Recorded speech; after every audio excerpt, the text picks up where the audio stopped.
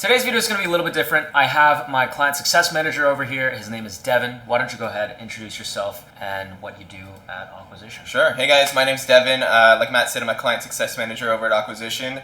And primarily I handle the onboarding and launch process. So taking you guys from nothing to getting you guys going.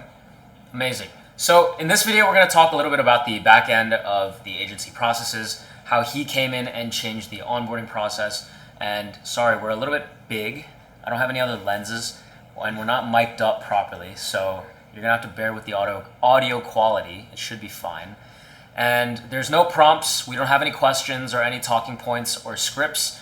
We're just gonna have an open conversation about the insights behind what we do at Acquisition so that you guys, whoever is watching, whether you are a prospective client, a current client, or even an agency owner, so you guys can have a better idea of what it is like to day-to-day wise to service clients well, and the processes and things that are involved with that to make sure that everything is running cohesively, which sometimes they don't, and that's okay. So I guess from your perspective right now, what did you change, or what did you come in and see the onboarding was like, and how did you feel about it, and then subsequently how did you change it so that you can essentially operate and onboard more your style and arguably so when I came into the process, I came to it pretty open-minded. I wanted to see exactly what the pipeline looked like and how I could improve it, and with me a lot of that comes with consistency. So the way I like to run my calls, the way I like to run my process is I have a step-by-step process where I almost to some degree even repeat the same things that I say over and over again and how I say them, so that way I'm able to check the boxes of what I need to check throughout the process. Because when it comes to onboarding and getting to the launch, you really want to make sure you have all your bases covered. Because if you don't, that's when things start to fall apart down the line, and that's where you find issues that you didn't even realize were there when you first started. So yeah, that's kind of the way that I really like to approach that process, is making sure that I'm consistent and consistent and consistent. What about expectation setting? Sure. I mean, that is also incredibly important. We've talked about that a lot in the last couple of weeks in terms of making sure that the clients know exactly what they're getting. And when it comes to that, I like to kind of sprinkle that throughout the whole process, right? So on the onboarding call, we'll typically end it with a kind of a breakdown of how the launch goes, and there I can set the expectations for that launch. So that way, the clients don't go into the launch thinking too highly or thinking in a way that they shouldn't be before we start getting things started. That's been important, huh? Yeah, really important with a couple of clients. Sometimes, they think one thing, or we've been on a lot of calls with these clients, and it's not their job to memorize everything that we throw at them. So by setting those expectations and really letting them know, like, this is where it's going to start like this, it's going to happen like this, it's a growing process, it takes some fine tuning, just reinforcing that into them, and that doing so also lets them know that you're in it with them, right? You're there with them to grow, you're there with them to change, you're there with them to adjust, and that kind of always really helps in creating a good client service relationship. Otherwise, you'll have what happened last week repeat again. Yes. And to give everyone context, last week was, like, for the agency itself, technically it was like a shit show. Mm-hmm. In a sense where we had people asking for refunds before they even actually started. So what was happening was we weren't setting expectations properly, or people were either backing out, and there were instances where we had to issue refunds before clients had even started, or have even had any campaigns live, or they'd be in the onboarding process and wanting to renege and back out. And that's pretty problematic, just because generally after you sign, we have processes, flows, and automation that already begin in the back end, which us as a business come out at cost for. And so when people want to renege, it becomes a point of contention, because now we've already come out at cost, and while campaigns are not fully live yet, there was an expectation set and an agreement made that we would be working together. And so when that happens, or they request a refund at that point, it becomes a little bit tricky, because they say, we haven't even started yet, right? And you're just like, well, we made you a website, we outsourced this. I outsourced that, and we prepped your ads. Yeah, we essentially paid to have a few videos edited. Things like that, where that back and forth becomes a little tricky. Sometimes you have to take them on the chin. Last week we had 4 of those instances, right? Should never happen again, and that was the first time that it did happen. I think it totaled up to what could have potentially been like 20K in refunds, we ended up issuing 7,500. Something like that, yeah roughly. Just based on specific instances. So this just kind of goes to show that like this is not a perfect process, and I think people are going to try to portray it as such, especially other agency owners. Yeah. And if you watch other agency videos, it's just a bunch of bullshit because it's not that pretty, and there weeks like last week are going to be what make a lot of people quit, quite frankly, quit the agency game. And so learning to deal with those things, and more importantly, making sure that the expectations are set, because all of those refund requests, quote unquote, stemmed from miscommunication at some point during the process. Absolutely. Whether it be from the closing, the onboarding, the launch. There wasn't an alignment in communication, and so that's exactly what happened. Yeah. So that's never going to happen again, thankfully. Yes. And I'd also like to say that like when it comes to expectations, they're also helpful for getting people back on track, right? Like when we approached some of the issues we were having last week, we really tried to dive into what their expectations actually were, and having that communication allowed us to turn the tables and kind of get clients back in line once they understood that we understood, right? And vice versa. And that seemed to be a really helpful way. So while it's important to set expectations at the top, it also can become a tool down the line. When you have that line of communication, you keep that open and you make sure that you're able to communicate in that way. Just tends to be very, very, very helpful. Yeah. And then also, obviously, within that onboarding process and expectation setting, like every client that we have or that we onboard is different, right? So although you like to go step by step, what have you seen? Because everyone's going to be different. Yeah. So like you can take them through the same like big picture steps, like big picture steps. Of course. But we work with contractors. Like if you guys are watching this, you probably know your industry's not that technologically savvy or doesn't want to do these things. And that's kind of why we exist, right? So there are clients that are super sharp and hands-on, but there are also ones that don't really want to be in the process involved in the process at all. Yeah.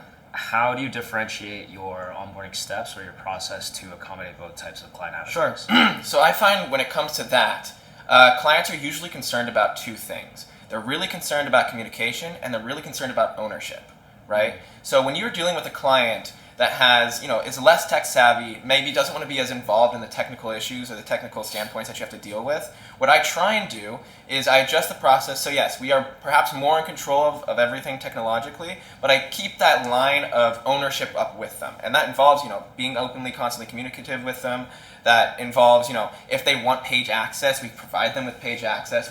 Whatever they want, they get at that point, if they aren't technologically savvy. Now, on the other end, people that aren't really tech savvy, while they do tend to be easier to, communicate with and easier to like provide information to, they do come with their own, catalog of issues, because they are going to pay more attention to things than a client that isn't as involved in. And in that case, it also tends to be about ownership. I find that a lot of my more advanced clients are even more interested in that than the ones that aren't, right? They really just want to know that what we're creating is theirs. Because, a lot of the times these guys have worked with other agencies and gotten screwed over. And when that happens, they start to lose trust. They lose the page, they lose the data, they lose access. Yeah, I don't know why agencies do that. I was speaking to a client earlier today, and I was like, at that point, it just feels petty, because they're not really doing anything, and that just kind of puts a disservice on everybody, right? Yeah. It doesn't help anybody to do that, and we never want a client to think that that's what we're going to do, because then they're not going to trust us. And in the end, it's all about trust, right? Yeah. So that's kind of how I shift the process. And in terms of the technical stuff, it just depends on how much access we provide and how much we hold to ourselves, right? And how much information we provide on the back end when it comes to something like Go High Level, where there's automations and complex stuff that some people are interested in and some people just do not want to know. Yeah, they don't want to hear about it. They just want to know that it works. And if they see something that doesn't work, we change it for them, So that's kind of the way I like to approach it. It's a push and a pull, but always with that constant line of, we will speak to you, we'll be open to communicating with you, and also, this is yours. Remember, this is yours, and we're going to treat it like it's yours, and with respect of it being yours. So that's kind of how I adjust the process, depending on the variable client. Yeah. What's the worst client onboarding process that you've had, and what have you learned from it, I guess? I think... So the worst client onboarding process comes when the client themselves doesn't want to communicate. That's when it gets the toughest. when you're dealing with a client that's really difficult to get on the phone, really difficult to get on a call, and you're constantly reaching out to them. And when that happens, you kind of have to really just kind of hold yourself down and not freak out, because it can get really annoying. And it's just about keeping up that consistency of reaching out to them, of contacting them, of like doing that due diligence, because as long as you're doing that, you're doing the best you can in terms of reach out. And actually, if a client does end up finally responding, they're usually pretty appreciative of that. Like, we had a comment from a client the other that was very happy that I'd been calling, even though they hadn't been getting back to me. They still saw that as initiative, they saw that as drive, and they saw that as us wanting to work with them. And that usually, hopefully, gets the client to come back and kind of be more communicative. But yeah, that's kind of usually what the worst kind of client looks like, is one that you can't get on the phone. And when you do get them on the phone, it then becomes very important to lock in on what information you need from them or what you need to provide to them. And so that is, if like you really need to set up that meeting, make sure you get on that call, and within the first 30 seconds you've brought that up and you're starting that process. Because some of these guys are going from job to job, they've got 2 minutes in the car, and you just need to get it done. And that tends to help as well. Or a client that wants to like set up business manager themselves and never. Yes. Yeah, that's also a thing. And in that case, that kind of goes back to the this is yours thing. Because if they want to send that to the business manager themselves, but you kind of, having dealt with multiple clients, realize that this is not going to be someone that's going to be able to do this very well, and it's going to take a lot more time than it should, especially if they're setting up a whole new business portfolio, and that takes a couple days to even register. At that point, you bring up the point, like, we want this to be yours, we want this content to be yours, we understand that, we're going to build it under our account, but we're going to give you as much access as you want, and, always have that caveat, especially with the pages and stuff, that if, you find that you want to move on, we'll give you those pages. That will always be a part of the process. It is always yours, We still haven't gotten Kelvin. Yeah, yet, right? Kelvin's tough. Kelvin is one of our more difficult clients at the moment. Kelvin, if you're watching this, please reply. Please. And that's an interesting case too, because while we did, onboard him initially, I think early July at this point, we were able to get everything started with him, and then he kind of dropped off the map for us, and we couldn't get through to him, even though I was calling several times a week. Well, it's because he was adamant on setting up and using the ads manager and paid himself, even though we offered to set it up for him. He said, "No worries, I'm going to set it up tomorrow." Yep, and then never got back to us. That tomorrow was about a month ago now. Yes, yeah. Yep. Bizarre. Yeah, it was very strange. I mean, to his credit, he did say he got a lot of work, and so that made him busy. And again, that does happen sometimes with clients. They get a busy week, and then it becomes difficult to reach them.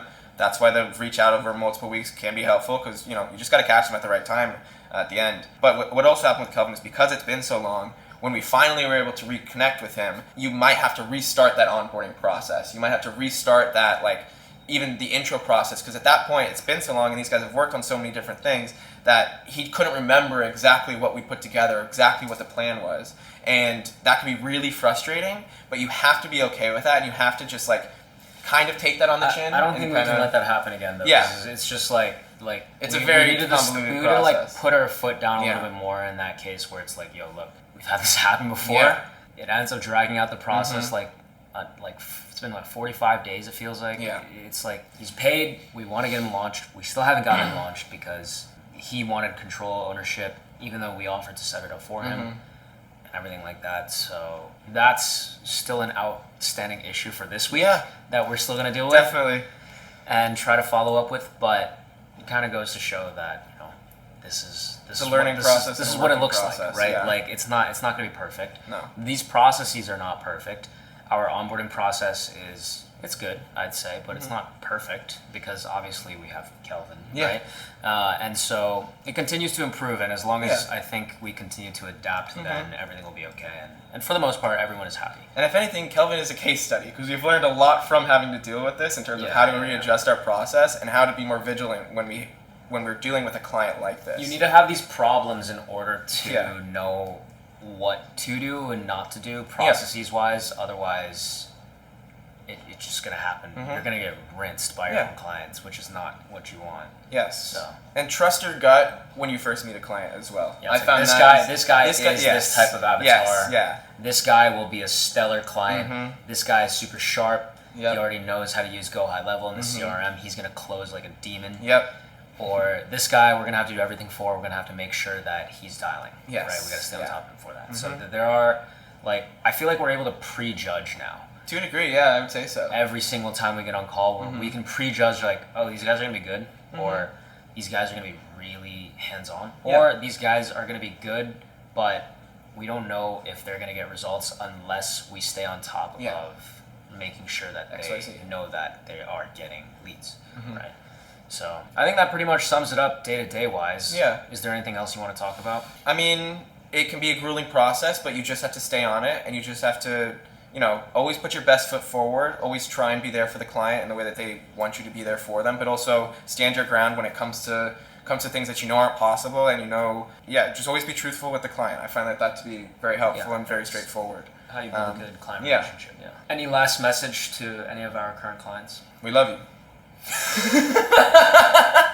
We're always there. We always want to talk. We always want to communicate, and we just want the best for your process every time. Because if you do well, then we do well. Then you guys are not mad at us. Yeah. You guys are happy. and then you guys are happy. Yeah, and that's all we want. We want you guys to be happy. That's first and foremost, always. Okay. If you enjoyed this video, like, comment, and subscribe if you'd like some more long-form content like this. I still don't get any feedback, so I don't know what the people want, so I film everything. Please comment. See you in the next video.